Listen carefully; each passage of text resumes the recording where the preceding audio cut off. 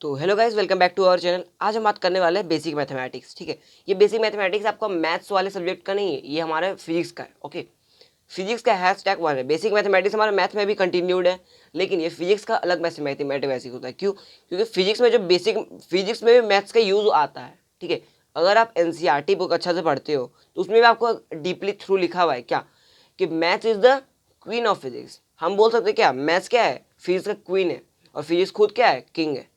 Okay, मतलब physics बिना math के अधूरा रहता है, क्योंकि आप फिजिक्स को अगर प्रॉब्लम सॉल्व करोगे तो आपको मैथ का जरूरत कहीं ना कहीं से पड़ेगा ही। मैथ्स का फॉर्मूला लगा सकते हो, मतलब लगाने की जरूरत पड़ता है, कुछ ना कुछ आपको फॉर्मूला लगाने की जरूरत पड़ता ही है। रूट्स निकालने के लिए क्वाड्रेटिक इक्वेशन वाला चैप्टर का फॉर्मूला पड़ता है।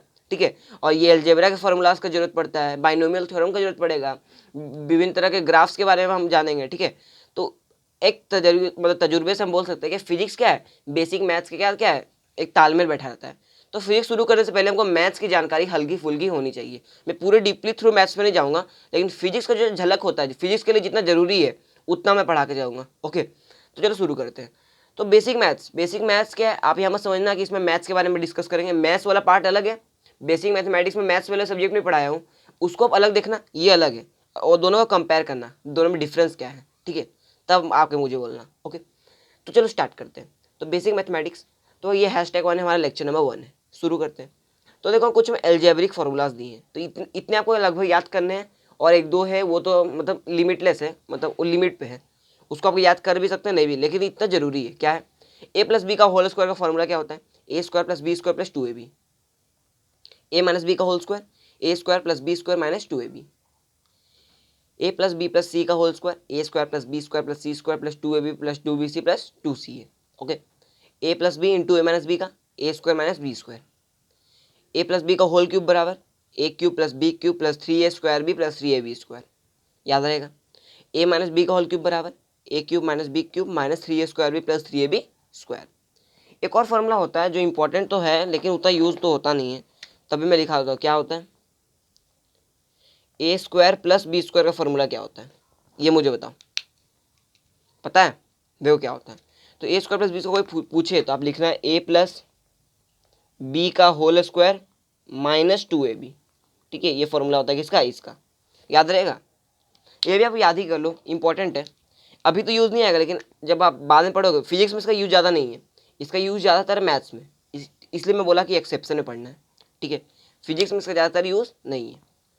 तो चलो अब आगे बढ़ते हैं। अब पढ़ते क्वाड्रेटिक इक्वेशन के रूट्स जो निकालने का फॉर्मूला होते हैं उसके बारे में। तो आप क्लास 10 में पढ़े होंगे कि दो तरह के रूट्स हम पढ़े थे क्लास 10 में। क्या? अल्फा बीटा पढ़े थे। रूट्स को कोई भी नाम हो सकते हैं, अल्फा बीटा। ठीक है, तो अल्फा बीटा पढ़े थे। अल्फा बीटा का हम कैसे निकालते थे रूट्स? हाँ, याद है आपको फॉर्मूला क्या था? Minus B plus minus under root B square minus four A C upon two A, ये जानते हो। और यहाँ जो ए बी सी क्या होता है? हाँ, ए बी सी ध्यान देना, इस इक्वेशन का ये टर्म है, A X square plus B X plus C equals to zero. Okay, इस इक्वेशन क्या है, हम ये फॉर्मूला लगाते हैं इसका रूट्स निकालने के लिए। रूट्स, इसको हम रूट्स भी बोलते हैं अल्फा बीटा को। ओके, तो अल्फा बीटा यहाँ पर हमारा क्या है? रूट्स है। ये तो जान गए आप, इतना तो आपको बेसिक पता है। ठीक है, और रूट्स का काम क्या रहता है? रूट्स का काम रहता है कि इक्वेशन में उसको उसका वैल्यू पुट करने पर इक्वेशन का वैल्यू क्या आ जाता है? जीरो आ जाता है। मतलब रूट्स का अगर वैल्यू पुट करेंगे इक्वेशन में, इक्वेशन का वैल्यू क्या हो जाता है? जीरो हो जाता है। ये तो आपको पता होगा, ये भी बेसिक है। ठीक है, इतना मुझे बेसिक में जाने की जरूरत नहीं है, क्योंकि क्लास में 10th में तो आप पढ़ के ही आए हो। अब बात करते हैं alpha plus beta. Sum of roots क्या होता है? Alpha plus beta equals to minus B by है। याद है, product of roots alpha into beta equals to C by है। अगर आपको इतना भी नहीं पता रूट्स के बारे में, इसके बारे में, तो मैं मैथ्स में इसके बारे में डिस्कस करूंगा। एक अलग से चैप्टर है क्वाड्रेटिक इक्वेशन, आपकी क्लास 11th में। ठीक है, तो बहुत मतलब बहुत ये इंपॉर्टेंट चैप्टर है क्वाड्रेटिक इक्वेशन, और बहुत हार्ड चैप्टर है, टफ है। ठीक है, लेकिन उतना भी टफ नहीं कि हमारे लेवल से हाई हो। ओके, तो आप पढ़ सकते हो, मैं आपको सिलेबस के थ्रू पढ़ाऊंगा वो भी। तीसरा हमारा क्या है? अल्फा माइनस बीटा, मतलब डिफरेंस ऑफ रूट्स क्या है? Under root B square minus four A C upon है। ये आपको डायरेक्ट फॉर्मूलाज याद रखने हैं, कोई डेरिवेशन अभी मैं नहीं सिखाऊंगा। ओके, बाद में धीरे धीरे जब चैप्टर्स बढ़ेंगे तब मैं डेरिवेशन धीरे धीरे बताते जाऊंगा। ओके, एक और फॉर्मूला होता है डिस्क्रिमिनेंट का। डिस्क्रिमिनेंट याद है, जिसको डी बोलते हैं। क्या होता है?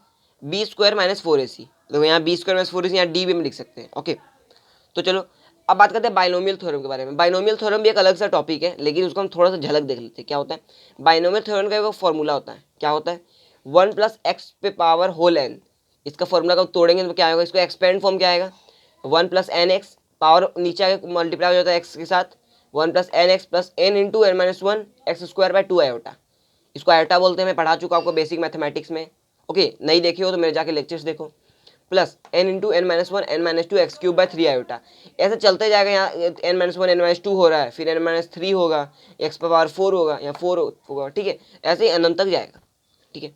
तो ये तो हुआ एक्सपेंड फॉर्म बाइनोमियल थ्योरम का। लेकिन इसको हम बोले शॉर्ट फॉर्म में लिखने के लिए कैसे लिखा होगा, तो ये शॉर्ट फॉर्म क्या है, 1 + x² का क्या होगा 1 + nx, बस पावर नीचे मल्टीप्लाई करते जाओ x के साथ। ओके, तो इसके x के साथ पावर मल्टीप्लाई करो तो क्या आएगा 1 - nx आएगा।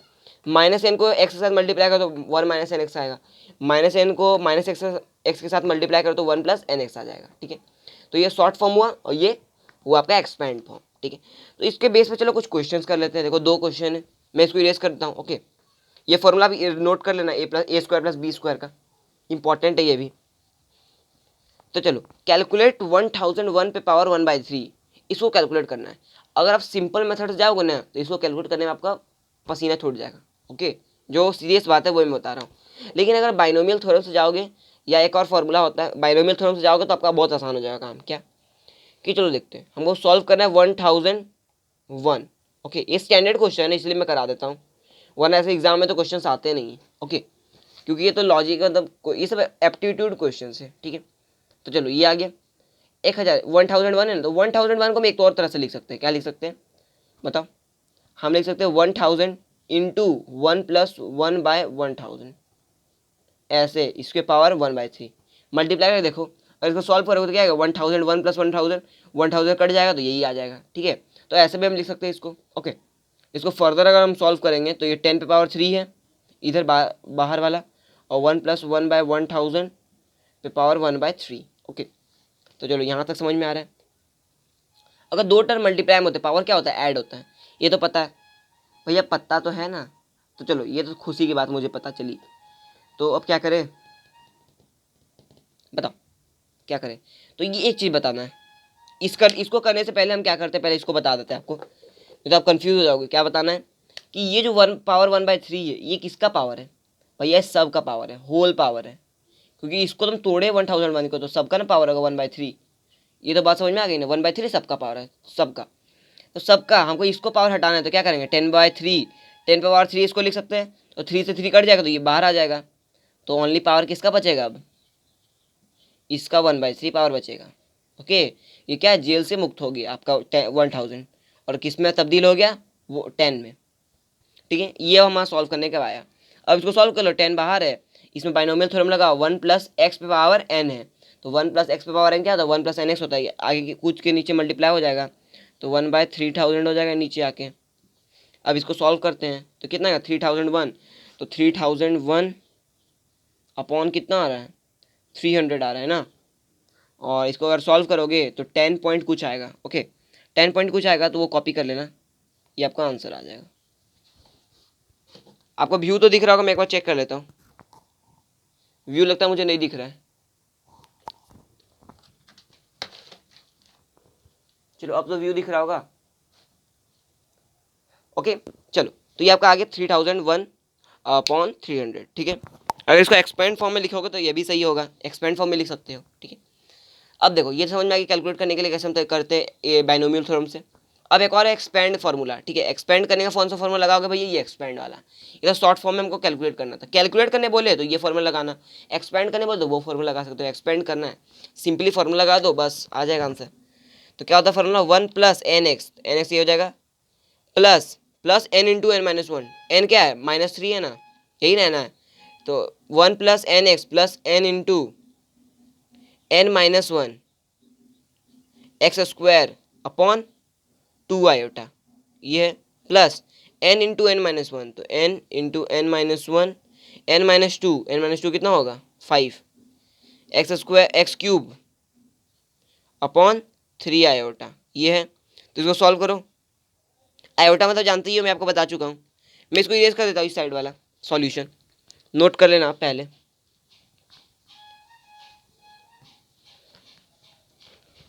पॉज करके नोट कर लेना, तो रिवाइंड करके वीडियो, ठीक है। ये आ गया आपका। अब इसको फर्दर हम सॉल्व करते हैं, तो 1 - 3x का 3x उतर जाएगा, माइनस ये कितना हो जाएगा 4 2 12 हो जाएगा, 12/2। तो ये आपका ऊपर हो गया 12, और 2 आयोटा मतलब क्या होता है 2 × 1, एक्स स्क्वायर, ठीक है, प्लस ये क्या हो जाएगा, 4 3 जा 12, 12 5 जा 60, तो -60 आएगा, तो यहाँ साइन बदल दो, -60। ओके, नीचे क्या रहेगा, 3 आयोटा में 3 इंटू 2 इंटू 1, ठीक है, जिस पे आयोटा था ना उसका लगातार संख्या मल्टीप्लाई हो जाता है, यहाँ बचा एक्स क्यूब। इसको फर्दर अगर हम सॉल्व करेंगे तो 1 - 3x प्लस 2 1 से 2 हो जाएगा, तो ये कटेगा 6 स्क्वायर, माइनस ये 6 हो गया तो 10 x क्यूब। ये आपका आंसर आ गया। कितना आंसर आसान सॉल्यूशन है, दिख रहा है, बहुत ही आसान सॉल्यूशन है। देखो सिंपली आपको सॉल्व हो जाएगा, यहाँ से थाएंगे आप सॉल्व हो जाएगा, ठीक है।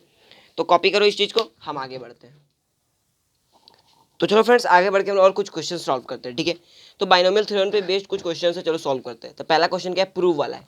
तो जी डेस का वैल्यू को दिया है GR² upon G plus H का होल स्क्वायर। आपको प्रूव क्या करना है, G dash equals to G into 1 minus 2H/R, ठीक है, आपको प्रूव करना है इससे। ये क्वेश्चन आपको गिवन है, ये प्रूव करना है, ठीक है। अगर आपको दिया क्या है, H क्या है R से बहुत छोटा है, देखो बहुत सारा लेस देन है, ठीक है, मतलब बहुत छोटा है। तो चलो प्रूव करते हैं। देखो आप जितना आपको प्रूव का तरीका था वो पे लगा दो, लगा दिया।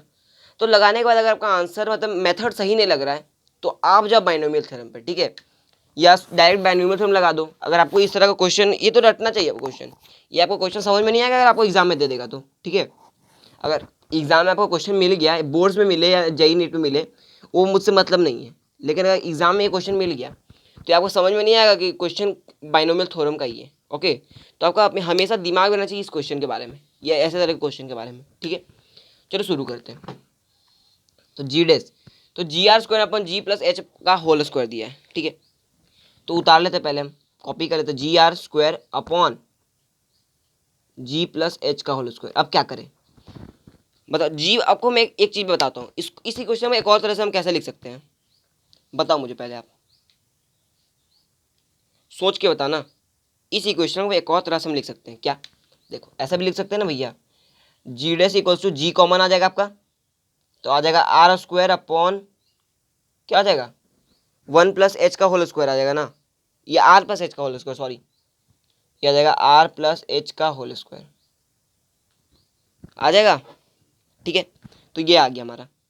अब क्या करें बता, देखो यहाँ से आपको दिमाग लग रहा होगा क्या कि आप तो पहले जानते हो जी डेस जी, तो यहाँ पर हम क्या लिख सकते हैं 1/1 + H/R का होल स्क्वायर हम लिख सकते हैं कि नहीं।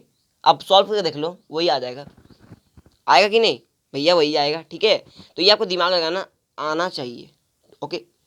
अब क्या करें, तो देखो यहाँ पर हम क्या करेंगे, जी ऊपर चल जाएगा, ठीक है, तो जी ऊपर चल जाएगा, और ये इस पे सिर्फ ओनली स्क्वायर, तो जी का स्क्वायर तो है नहीं, और नीचे वाला ओनली स्क्वायर रहेगा, तो 1 + H का R/R का होल स्क्वायर बचा हुआ है, ओके। अब इसको फर्दर हम सॉल्व करेंगे आगे आगे इसको स्क्वायर करेंगे तो ये पावर कूद के नीचे आ जाएगा, बाइनोमियल थ्योरम से कूद के आएगा नीचे, तो जी 1 + 2H/R, ये आपका आंसर आ जाएगा। लेकिन ये आपका आंसर क्यों नहीं आ रहा है, इसीलिए आ रहा है क्योंकि देखो ये ऊपर है ये नीचे है, इसको ये जी डेस का वैल्यू पर है ना। चलो अब आपको प्रूफ लाना क्या वो, तो उसको ला दो जी डेस का वैल्यू, वहाँ से जी डेस का वैल्यू कैसे आ जाएगा, जी ऊपर आ जाएगा, ठीक है, नहीं तो यहीं पर देख लो जी तो ऊपर ही रह जाएगा। इसको अगर ऊपर, इसका पावर 1 है तो इसको ऊपर आने के लिए क्या करेंगे, यहाँ 1 को माइनस साइन चेंज कर देंगे, तो हो जाएगा 1 - 2H/R, क्या हो गया, प्रूव हो गया। तो यहाँ लिख दो हैंस प्रूव्ड, ओके। देखो कितने आसानी से प्रूव हो गया, बात समझ में आ रही है। तो आपको बाइनोमियल थ्योरम आएगा तो आपको आसानी क्वेश्चंस में जरूर आएगी। एक और क्वेश्चन क्या, सो डेट का मतलब प्रूव करना है 1 + X अपॉन 1 - X क्या 1 + 2X के बराबर होना चाहिए लगभग, ठीक है, अप्रॉक्स बोल रहे हैं। इफ X इज स्मॉल है, अगर X क्या है स्मॉल है, इसमें बाइनोमियल थ्योरम लगेगा कैसे, देखो जैसे यहाँ हम लगाए वही मेथड यहाँ भी लगेगा। ये अगर इसको नीचे वाला को ऊपर लाना चाहेंगे तो हम क्या करेंगे, इसका पावर अगर 1 है तो 1 - X का पावर -1 हो जाएगा ना, जैसे यहाँ पे किया वहाँ भी वही कर रहे हैं, और -1 कूद के ऊपर आएगा तो क्या हो जाएगा 1 + X, और ये -1 यहाँ पर बाइनोमियल थ्योरम लगाएंगे तो 1 + X का 1 + X आ जाएगा, ठीक है। इसका स्क्वायर करो तो आपको 1 + 2X आ जाएगा आंसर। सॉल्व करके देखो 1 + 2X आ जाएगा, ओके।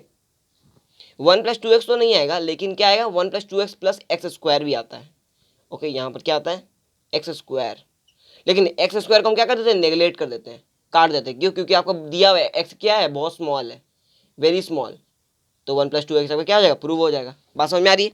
तो ऐसे भी हम आपका प्रूफ कर सकते हैं। ओके, कोई दिक्कत, कोई दिक्कत नहीं है। आगे बढ़ते हैं। आगे आपका लास्ट क्वेश्चन क्या बोल रहे हैं, the mass of a body of velocity, ये दिया। ये कौन सा इक्वेशन मतलब बता दो, मैं इरेज कर देता हूँ। ये कौन सा इक्वेशन आपको लग रहा है, मैं पढ़ा चुका है ये इक्वेशन। थ्योरी ऑफ रिलेटिविटी याद आया कुछ, थ्योरी ऑफ रिलेटिविटी याद करो, वही है। आपको सबका वैल्यू दिया, m0 का वैल्यू दिया, c का वैल्यू दिया, v का वैल्यू दिया, आपको निकालना है m, निकाल लो, उसमें क्या दिक्कत है मुझे। तो m का हमको वैल्यू निकालना है m का। ओके, m0 का वैल्यू कितना दिया, 10 kg, और सब क्या है, मीटर पर सेकंड में है। तो हम kg को ग्राम में चेंज करें या नहीं करें, आप ही बताना मुझे। अरे भैया जो दिया वही रखो, आपको ग्राम और ग्राम में चेंज करने की जरूरत नहीं है। तो ये 10 का 10 रह जाएगा, अपॉन में अंडर रूट है, तो अंडर रूट 1 माइनस वी कितना दिया है, 3 × 10 पे पावर 7। ओके, और नीचे दिया 3 × 10 पे पावर 8, और सब पे रूट है। ओके, ये आपको दिया हुआ है। ओके, और ये दोनों का क्या है, स्क्वायर है, ये दोनों का होल स्क्वायर है। अब आगे क्या करें, अब आगे तो कुछ लग रहा होगा आपको करने का। देखो 10 क्या है, यही है, इसका पावर क्या है, 1/2 है, होल पावर 1/2 है, तो ऊपर जाएगा -1/2 हो जाएगा ना। तो ये बच जाएगा 1 - 3 × 10 पे पावर 7 अपॉन 3 × 10 पे पावर 8। यहाँ तक सही बात समझ में आ रही है। और इसका क्या है, होल स्क्वायर है, और इसका भी क्या है, -1/2 है। यहाँ तक समझ में आ रही है। चलो समझ में तो बात आ रही है। अब क्या करें, ये तो कट आउट करोगे तो 100 से कट जाएगा, 3 × 1 माइनस, ये 100 से कटेगा तो बचेगा क्या, 1/100 का स्क्वायर, और इसका भी क्या है, -1/2। यहाँ तक समझ में आ रहा है, व्यू तो दिख रहा है आपको, चलो समझ में आ रहा है, ठीक है, यहाँ तक समझ में आ गया आपको। अब क्या करें, अब देखो बाइनोमियल थ्योरम लगा दो, सिंपल है, ओनली बाइनोमियल थ्योरम लगाना है, लगा के देखो पहले। भैया स्क्वायर तो हटेगा, क्योंकि तो यहाँ 10 से कटेगा तो स्क्वायर होगा तो 100 हो जाएगा ना, स्क्वायर हट गया। चलो तो इसको ब्रैकेट को भी हटा देते हैं। अब बताओ क्या करें, बाइनोमियल थ्योरम लगाओ, डायरेक्टली आपका आंसर आ जाएगा। तो 10 रहेगा, ये ऊपर कूदेगा तो प्लस में आ जाएगा, तो ये 1/200 हो जाएगा। ठीक है, इसको सॉल्व करो, आपको आंसर आ जाएगा। तो ये हो जाएगा 200 + 1, और नीचे क्या बचेगा, 20 बचेगा, और इसको अगर सॉल्व करोगे तो आ जाएगा कुछ 10.05 आ जाएगा kg में। ओके, ये आपका आंसर आ जाएगा। बात समझ में आ रही है, कितना आसानी से आपका आंसर आ गया, थोड़ी भी देर लगा नहीं लगा। ठीक है, तो ऐसे आपका सॉल्यूशन आपका आ सकता है, किसका क्वेश्चन का, इस क्वेश्चन का। ओके, तो कॉपी करो, हम आगे और कुछ क्वेश्चन और कंसेप्ट के बारे में जानते हैं। तो चलो फ्रेंड्स, अब आगे हम बढ़ते हैं और एंगल्स के बारे में डिस्कस करते हैं। देखिए एंगल्स क्या होता है, ठीक है, एंगल्स, तो एंगल्स तो पढ़े हो क्लास 10th में पढ़े हो, मैथ्स में क्या होता है, 0 डिग्री, 90 डिग्री, 180 डिग्री, ये सब तो एंगल्स ही होते हैं। ठीक है, जिसको एंगल्स को हम रिप्रेजेंट किससे करते हैं, थीटा से, डिग्री से रिप्रेजेंट करते हैं। ठीक है, थीटा इक्वल्स टू ये लिखते हैं। ओके, तो इसमें एक फार्मूला जानते हैं, और उसी आपको फार्मूला रटना है, और जो डेरिवेशन की बात है वो बाद में पढ़ेंगे। ठीक है, अभी आपको पढ़ने की जरूरत नहीं है। तो फार्मूला क्या है, pi radian equals to 180 degree equals to 2 right angle बराबर 200 ग्रेड। ये एक चार्ट है, मतलब फ्लो चार्ट बोल सकते हो उसको। ठीक है, इसको अब याद कर लो, इस टेबल को, फार्मूला को, तो आपको और कोई अन्य फार्मूला याद करने की जरूरत नहीं पड़ेगी। किसमें, रेडियन के टर्म्स में। आपको क्वेश्चन आते होंगे, रेडियन को डिग्री में चेंज करो, डिग्री को रेडियन में चेंज करो, ये क्वेश्चन आते हैं। तो इसको क्वेश्चन करने के लिए यही फार्मूला आपके लिए आवश्यक है, कि रेडियन को डिग्री में चेंज करो, डिग्री को रेडियन में, क्लास 10 में पढ़े होगे। ओके, तो ये फार्मूला याद रखना। और 2 पाई रेडियन का फार्मूला क्या होता है, 360 डिग्री, तो 2 इधर जाएगा तो पाई रेडियन का फार्मूला क्या हो जाता है, 180 डिग्री, पता चल गया। और 1 रेडियन का वैल्यू क्या होता है, 57.3 डिग्री। ठीक है, और एंगल थीटा इसको बोलते हैं, ये एंगुलर डिस्प्लेसमेंट बोलते हैं। इसका वैल्यू क्या होता है, arc upon radius. Arc upon radius क्या है यहाँ पर, ये जो आर्क है एस है, एस क्या है, ये आर्क है आपका किस सर्कल का, कहाँ से कहाँ तक कोई पॉइंट मार्क कर लो, ए से लेकर के क्या बी तक का। ओके, ये आर्क है, और रेडियस क्या होता है आपका सर्कल का जो रेडियस आर है। और थीटा क्या बोलता है, थीटा, तो थीटा का वैल्यू कब आएगा, एस अपॉन आर जब करोगे तब आपका थीटा का वैल्यू आ जाएगा। ठीक है, और इसी हम बोलते हैं S equals to R theta, तो एस इधर जाएगा तो आर थीटा मल्टीप्लाई हो जाएगा, तो S equals to R theta. बात समझ में आ गई। ठीक है, तो चलो रेडियन को डिग्री और डिग्री को रेडियन के टर्म्स में एक क्वेश्चन कर लेते हैं। क्या है, convert 45 degree to radian, 45 degree को हमको रेडियन में चेंज करना है, हो जाएगा। चलो करते हैं, तो देखो कैसे करोगे, 45 डिग्री टू रेडियन, तो डिग्री और रेडियन को आ जाए क्वेश्चन, तो ओनली ये फॉर्मूला लिखो शुरू वाला। क्या फॉर्मूला है, pi radian equals to 180 degree, लिख दिए, बात खत्म। अब वो करना क्या है, 45 डिग्री को रेडियन में करना है ना, तो pi radian equals to 180 degree होता है ना, तो 1 डिग्री में कितना रेडियन होगा, 1 डिग्री में पाई रेडियन अपॉन 180 डिग्री होगा ना, 180 इधर भेज दिया तो 1 डिग्री बराबर, तो 1 डिग्री में इतना रेडियन, तो हमको पूछा कितना है 45 डिग्री में, तो 45 डिग्री में कितना होगा, 45 से यहाँ मल्टीप्लाई हो जाएगा, ओके 180 में क्या होगा 45 डिग्री से मल्टीप्लाई, इसको बराबर ले लो,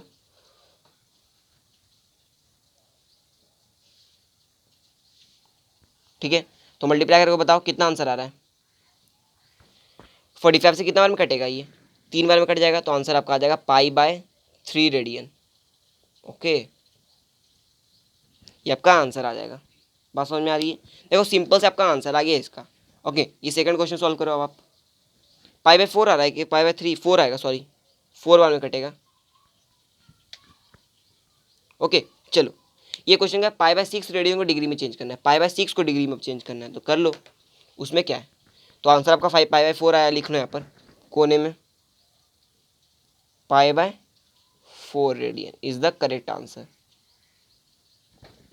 आपको दिख तो रहा होगा, एक मिनट चेक कर लेता हूँ, चलो दिख रहा है। अब पाई/6 इंटू डिग्री, तो पाई/6 रेडियन को हमको डिग्री में चेंज करना है, ओके। तो चलो सॉल्व करते हैं, तो वही फॉर्मूला फिर वापस दोहरा दो, pi radian equals to 180 degree. तो अब पूछ रहा है पाई/6 रेडियन, तो 1 रेडियन कर लो, तो 1 रेडियन में कितना डिग्री होता है, 180 डिग्री अपॉन पाई होता है ना, पाई/6 रेडियन में कितना डिग्री होगा, एकदम जैसे आप यूनिटरी मेथड सॉल्व करते हो ना वैसे ही आपको करना है, ठीक है। कि एक आम का दाम 10 रुपया तो 10 आम का दाम 100 रुपया, वैसे करना है, ठीक है। तो ये पाई/6 भी से मल्टीप्लाई होगा, तो सॉल्व करो कितना डिग्री आ रहा है, ये आ जाएगा 30 डिग्री, ठीक है। तो करेक्ट आंसर है 30 डिग्री। बात समझ में आ रही है।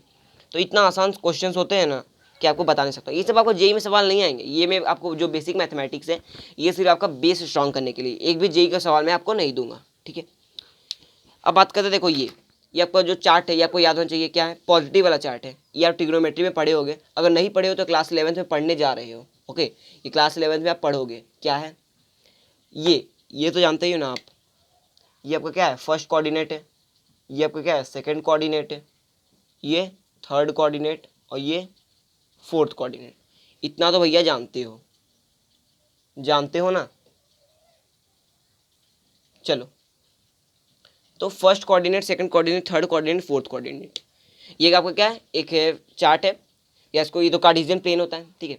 तो फर्स्ट कोऑर्डिनेट में साइन कॉस, मतलब ट्रिग्नोमेट्री पर हम घुस गए, ट्रिग्नोमेट्री का फॉर्मूलाज के बारे में जानेंगे, ठीक है। तो साइन कॉस और टेन का टर्म्स में हम फॉर्मूला पढ़ेंगे, ओके। तो क्या होता है, अगर फर्स्ट कोऑर्डिनेट में कोई भी ट्रिग्नोमेट्री फंक्शन आ जाए तो वो क्या होता है, उसमें सारे क्या होते हैं, पॉजिटिव होते हैं, मतलब ऑल पॉजिटिव। अगर सेकंड कोऑर्डिनेट में मतलब कोई साइन और कोसेक ओनली पॉजिटिव होता है, कौन कौन पॉजिटिव होता है, साइन और कोसेक, और कोई ट्रिग्नोमेट्री फंक्शन पॉजिटिव नहीं होगा। बात समझ में आ रही है। थर्ड कोऑर्डिनेट में only tan and cot positive होता है। फोर्थ कोऑर्डिनेट में only cos and sec positive होता है, ठीक है। ये पॉजिटिव चार्ट है, आपको अभी समझने की जरूरत नहीं, मैं आपको बाद में समझाऊंगा, हम क्लास 11th मैथ में आगे आप पढ़ोगे ट्रिग्नोमेट्री चैप्टर, उसमें आपको बताऊंगा, ठीक है। तो अभी डिस्कस करने की जरूरत मुझे नहीं है, इसे आपको याद रखना है, ओके। और ये आपको पता ही होगा कि ये आपका 90 डिग्री होता है, थीटा होता है, ये आपको क्या है, कौन सा ट्राइंगल है, राइट एंगल ट्राइंगल, ठीक है, ओके है ना, राइट एंगल ट्राइंगल। तो इसमें क्या होता है, थीटा का जो अपोजिट साइड होता है वो होता है परपेंडिकुलर, और थीटा का जो नीचे होता है वो बेस होता है, और जो 90 डिग्री का अपोजिट होता है वो क्या होता है, हाइपोटेनियस। ये तो आपको पता है, ठीक है। तो फॉर्मूला भी होता है ट्रिग्नोमेट्री का, 0 डिग्री, 90 डिग्री, 30 डिग्री का, ये आपका चार्ट है, ठीक है, वही आपका चार्ट है, ओके। तो ये तो आपको फॉर्मूला याद होना तो होगा ही, ठीक है, लेकिन मैं बिन मतलब का लिख दिया हूँ, बिना वैल्यू का, ये तो आपको याद ही होगा, ओके। तब पर मैं याद कराने के लिए हल्का रिकॉल कर दिया, क्या कि sine theta, cos theta, tan theta, और 3 फंक्शन होते हैं, कौन कौन से, कॉट होते हैं, सेक होते हैं, और कॉसेक होता है, ठीक है। वो सब मैं नहीं बताया क्योंकि आपको आपके पास तो चार्ट होगा ही, ओके। आप क्लास 10 बुक से भी आप पढ़ से कर सकते हो, याद कर लेना, ओके। तो साइन थीटा के 0 डिग्री की वैल्यू 0, 30 का 1/2, 45 डिग्री 1/√2, 60 डिग्री √3/2, 90 डिग्री 1, फिर कॉस थीटा का 0 degree 1, 30 degree √3/2, 45 degree 1/√2, 60 degree 1/2, 90 degree 0। Tan theta क्या होता है, 0, 1/√3, 1√3 इन्फिनिटी।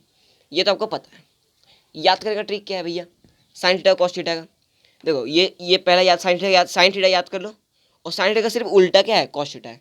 1 यहाँ शुरू हो रहा है, ये वाला यहाँ, ये यहाँ, ये यहाँ, मतलब उल्टा हो रहा है, ठीक है। आपको जैसे याद करना याद कर लो। अलग अलग चिल्ड्रन क्या करते हैं, अलग अलग तरीके से याद करते हैं, वो अलग अलग स्टूडेंट की डिफिकल्टी होती है कि कैसे याद कर सकता हूँ मैं। ओके, तो कैपेबिलिटी है, आप कैसे भी याद कर सकते हो। तो इसको कॉपी करो, हम आगे और कंसेप्ट के बारे में डिस्कस करते हैं। तो चलो फ्रेंड्स कंटिन्यू करते हैं, ठीक है। तो graph of sine and cosine function के बारे में बात करते हैं, ठीक है। तो ग्राफ ये सबका कैसा होता है बताओ मुझे। देखो ग्राफ जो होता है साइन और कोसाइन फंक्शन का, ये साइन फंक्शन का ग्राफ है, ये कोसाइन फंक्शन का ग्राफ है। कैसे है मैं नोट कर देता हूँ एक बार, ठीक है। ये किसका है, साइन का है, साइन एक्स का है। ये किसका है, कॉस एक्स का है। बात समझ में आ रही है। तो साइन एक्स और कॉस एक्स का ग्राफ में डिफरेंस क्या होता है, देखो दोनों क्या है, सर्कुलर ग्राफ है और कैसा ग्राफ है, कंटिन्यूस ग्राफ है, कभी एंड नहीं होता है दोनों का, ठीक है। ये बाद में पढ़ोगे ट्रिग्नोमेट्री में, लेकिन मैं आपको इंट्रोडक्शन दे रहा हूँ।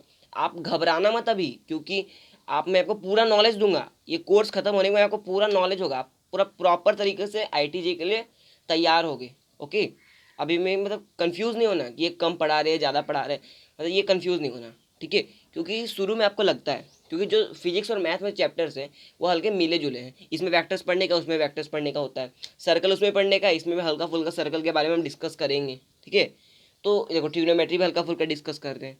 तो आपको मैं फिजिक्स में आपको खाली करना है क्या, रटो फार्मूला, रटने नहीं बोला, समझ लो। अगर मैथ में पढ़ लोगे ना तो इसमें समझ में आ जाएगा आराम से, लेकिन ट्रिग्नोमेट्री के फार्मूला होते हैं वो असल में रटने ही पड़ते हैं। ओके, ये बात आज बात मान लो। ओके, तो साइन का ग्राफ कैसा होता है, देखो कंटिन्यूस ग्राफ है, एकदम पैराबोला टाइप का, ठीक है। तो देखो ये कहाँ का कट करता है एक्स एक्सिस में, एक 0 पे कट करता है, एक पाई पे, एक 2 पाई पे, एक 3 पाई पे, एक 4 पाई पे। और कॉस एक्स कहाँ का कट करता है, -π/2, π/2, 3π/2, 5π/2, 7π/2। मतलब π/2 का कोफिशिएंट पे कट करता है, ये पाई का कोफिशिएंट पे कट करता है। याद रहेगा, इतने बात अब याद रखना। आगे याद नहीं है कोई बात नहीं, दिमाग से जाने दो, लेकिन मैं जो बोर्ड में लिखा हुआ है वो याद रखना है बस। और जो मैं रिकॉल आपको करवा रहा हूँ वो आपको क्लास 11th में मैथ्स में पढ़ना ही पढ़ना है। ये मत समझो कि नहीं पढ़ेंगे छूट गया, वो मत समझना। ओके, चलो। तो ग्राफ आप हमेशा देख लो ना, बस समझ में आ जाएगा। ये ग्राफ हम फिर से मैथ्स में पढ़ेंगे, ठीक है, और डीपली थ्रू पढ़ेंगे, एकदम एकदम प्रूफ के साथ पढ़ेंगे, ठीक है। तो आप हमें दिमाग ज़्यादा मत लगाओ इसमें। अब फॉर्मूला जानते हैं, या तो क्लास में फॉर्मूला पढ़े हुए, sine square theta plus cos square theta equals to 1, 1 plus tan square theta equals to sec square theta, cot square theta plus 1 equals to cosec square theta, ठीक है। और 2 रूल और आज class 11th में ही पढ़ोगे, मतलब अभी नहीं, बाद में पढ़ोगे जब ट्रिग्नोमेट्री स्टार्ट होगा, ठीक है।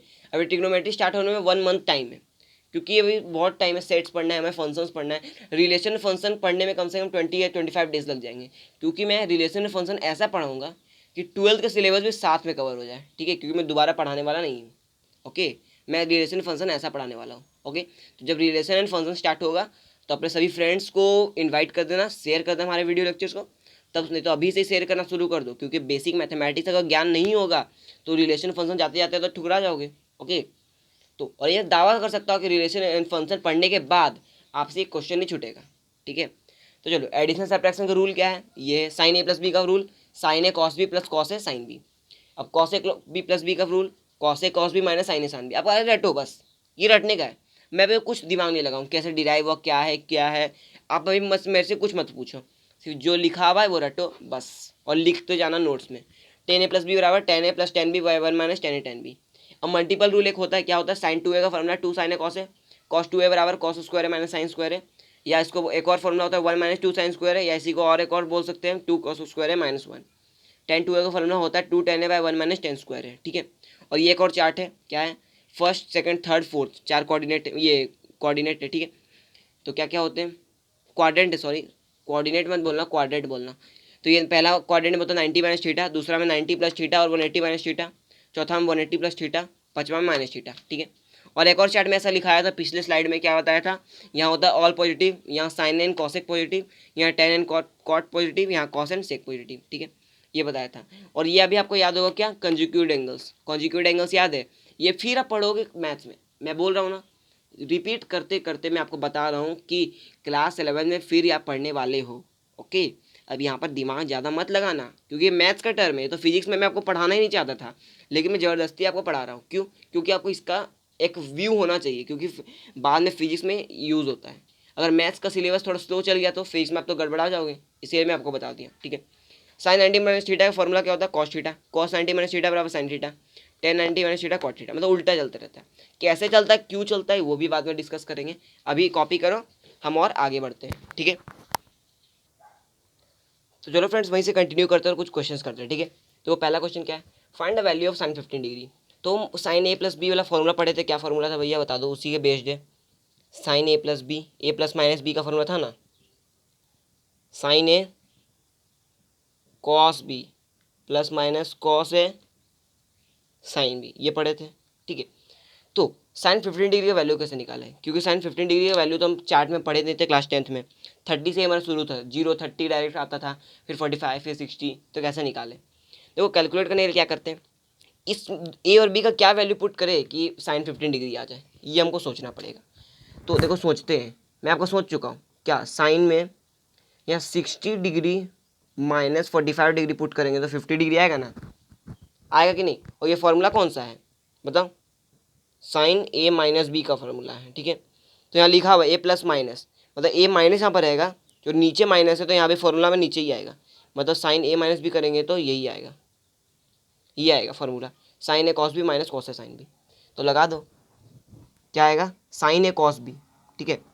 तो क्या आएगा, साइन ए कॉस बी, तो साइन ए क्या है, sine 16 degree, cos B cos 45 degree, minus cos A cos cos 60 degree, फिर साइन 45 डिग्री, ये आपका आ रहा है, ठीक है। इसको और सॉल्व करेंगे तो साइन 60 डिग्री का वैल्यू क्या होता है, √3/2 मल्टीप्लाई कॉस 45 डिग्री का वैल्यू 1/√2 माइनस कॉस 60 का वैल्यू बता 1/2, हाँ।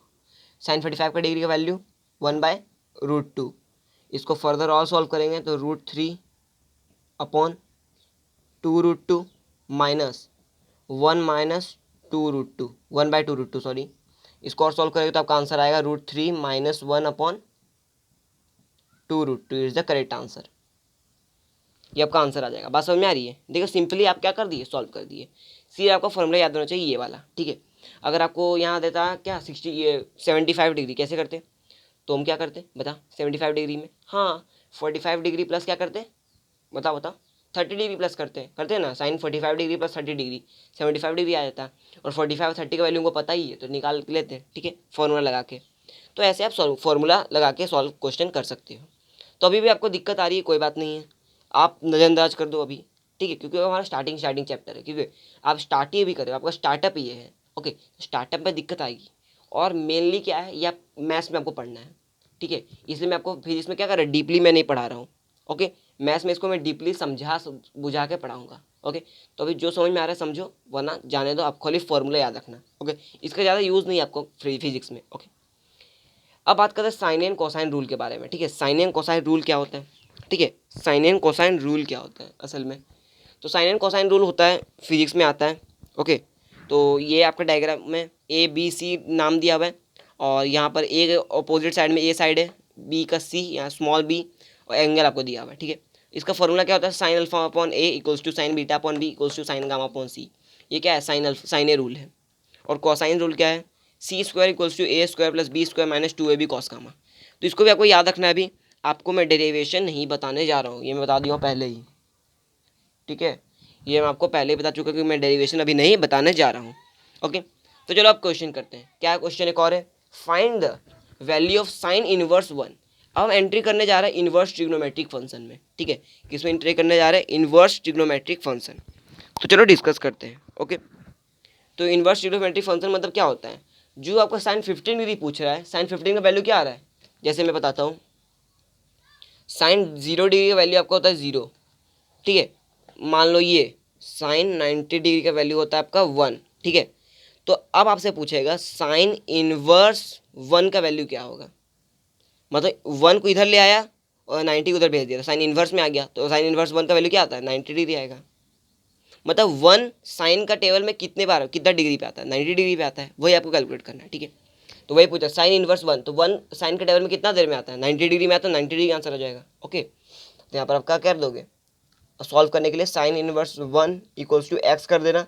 इनवर्स जाने के लिए क्या करोगे, साइन यहाँ पर एक्स आ जाता है और यहाँ 1, तो साइन में कितना डिग्री रखे तो 1 आ जाए, तो एक्स बराबर क्या आ जाता है, 90 डिग्री आता है। या 90 डिग्री को रेडियन में चेंज करोगे तो कितना आएगा, π/2 आएगा, ठीक है। चेंज कर लेना, ये तो आपको आता ही हो, ओके। तो ऐसे भी आप सॉल्व कर सकते हो क्वेश्चंस, ठीक है। एक और क्वेश्चन है, find the value of cos inverse 1/2। Cos inverse 1/2 कैसे प्रॉब्लम सॉल्व करोगे? तो कॉस 1/2 इसको फिर वही करो, cos inverse 1/2 equals to X करो। एक्स को इधर ले आओ, 1/2 को उधर भेज दो तो इनवर्स हट जाएगा। एक्स इधर आ गया, 1/2 उधर चल गया। अब कितना डिग्री पे 1/2 आता है कॉस? बता, 60 डिग्री पे आता है ना, तो एक्स इक्वल्स टू 60 डिग्री आ गया। और 60 डिग्री को रेडियन पूछा है, तो रेडियन का वैल्यू कितना होता है? रेडियन में π/3 होता है। ये आपको बनाते बनाते रेडियन को रट जाएगा, ठीक है। कैसे होता है देखो, मैं आपको रेडियन में तरीका बताऊँ तो याद करने का, वो तो आपको फॉर्मूला याद था ही। पाई का वैल्यू मान लो 180 डिग्री होता है। ये मैं आपको याद करने की बता रहा हूँ, असल में होता नहीं है लेकिन बता रहा हूँ। ऑब्वियसली पाई का वैल्यू 180 डिग्री होता है, ठीक है। मान लिया जाए तो पाई का 180 डिग्री मान के आप सॉल्व करो। देखो 180 डिग्री ऊपर होगा तो 2/180 डिग्री 90 डिग्री आ गया। 180 डिग्री ऊपर है तो 3/180 डिग्री 60 डिग्री आ गया, ठीक है। तो ऐसे मैं सॉल्व करता हूँ, ठीक है। पाई का 180 डिग्री मान लेता हूँ, ओके। तो आपका शॉर्टकट में आंसर निकल जाता है, ओके। अब एक और क्वेश्चन क्या है, find the angle subtended bye a circular arc of radius 6 centimetre. Radius आपको दिया 6 सेंटीमीटर, ठीक है। आर दिया है 6 सेंटीमीटर, लेंथ दिया है पाई सेंटीमीटर, लेंथ मतलब एस, पाई सेंटीमीटर। आपको निकालना क्या है? रेडियन निकालना, मतलब डिग्री निकालना है, ठीक है। तो डिग्री निकालना मतलब थीटा निकालना है। तो ये तीनों को रिप्रेजेंट में एक रिलेशन में एक फॉर्मूला हमको याद है, क्या याद है? S equals to R theta, याद आया? हाँ, तो एस का वैल्यू दिया है पाई, आर का वैल्यू दिया है 6, थीटा का वैल्यू निकालना है। तो थीटा का वैल्यू होगा 6 नीचे जाएगा तो π/6 आ जाएगा। और पाई क्या है? रेडियन में, तो रेडियन में आपका आंसर आ गया। पाई जब भी आपका आंसर में आ रहा है मतलब रेडियन में आंसर आ रहा है, ठीक है। और इसको डिग्री में चेंज करना है तो पाई का वैल्यू में क्या बोला लेने के लिए? 180 डिग्री। तो ले लो 180 डिग्री, यहाँ ऊपर 180 डिग्री नीचे 6, तो क्या आ जाएगा? 30 डिग्री आंसर आ जाएगा। ये आपको शो नहीं करना है, ठीक है। 180 डिग्री किसी मास्टर आपका टीचर के पास शो नहीं करना आपको, ठीक है। अगर आप कहीं पढ़ते हो, कोचिंग लेते हो तो 180 डिग्री शो नहीं करना, वरना आपको क्या करेगा? ये गलत हो जाएगा, ओके। आप मनी में करके कैलकुलेट करके आंसर आ जाएगा, ठीक है। ये शॉर्टकट ट्रिक है, बात समझ में आ गई? तो ऐसे आपको देखो 30 डिग्री आंसर आ गया। थोड़ी भी देर लगी? नहीं देर लगी। तो आज के लिए इतना रहने दो फ्रेंड्स। अगले लेक्चर में क्या बात करेंगे? आगे बढ़ेंगे। आज हम बहुत आगे बढ़ चुके हैं, बहुत सारी चीज़ों के बारे में डिस्कस कर लिए बेसिक मैथमेटिक्स में, ठीक है। तो आगे हम बढ़ेंगे, ये हमारा लेक्चर जाएगा 3-4 लेक्चर और बढ़ेगा, ठीक है। बेसिक मैथमेटिक्स का 3-4 लेक्चर रहेगा। तो आज के लिए इतना रहने दो, पढ़ाई करते रहिए। All the very best. और हमारा प्लेलिस्ट में चेक करके और वीडियो लेक्चर देखना ना भूलिएगा, ठीक है। और सब्सक्राइब कर दिए हमारे चैनल को। थैंक्स।